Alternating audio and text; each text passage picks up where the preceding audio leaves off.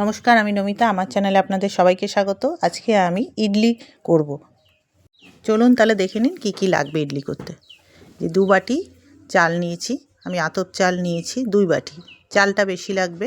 আর 1 বাটি বিউলির ডাল নিয়েছি, ডালটা একটু কম লাগবে নিয়েছি। এবার জল দিচ্ছি। জল দিয়ে আমি ডালটাকে আগে ডাল আর চালটাকে ভালোভাবে ধুয়ে নেব। ধুয়ে নিয়েছি। ডালটাকে আগের দিন সারা রাত ভিজিয়ে রেখেছিলাম, পরের দিন সকালবেলা এই যে বেটে নিয়েছি, পেস্ট করে নিয়েছি একেবারে।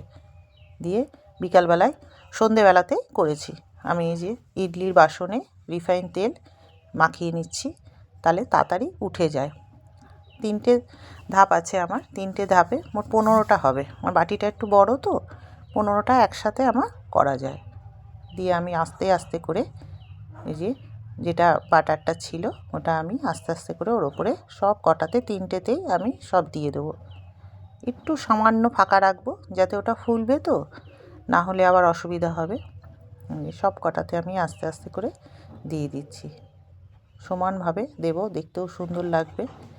আস্তে আস্তে করে অবশ্যই কিন্তু সাদা তেলটা দিয়ে নেবেন, তাহলে তুলতে অসুবিধা হবে না।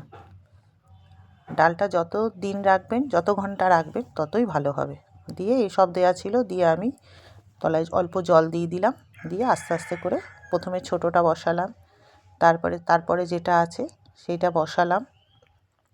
এক একটা খোপে 5টা করে হবে। এই লাস্টে এটা দিয়ে দিলাম। দিয়ে এবারে ঢাকাটা আমি দিয়ে দেব। হ্যাঁ, ঢাকাটা দিয়ে দেব। ঢাকা দিয়ে দিয়েছি, আমার বসিয়ে দিয়েছিলাম। এই যে আমার ইডলি হয়ে গেছে। ভালো লাগলে লাইক, কমেন্ট, শেয়ার, সাবস্ক্রাইব।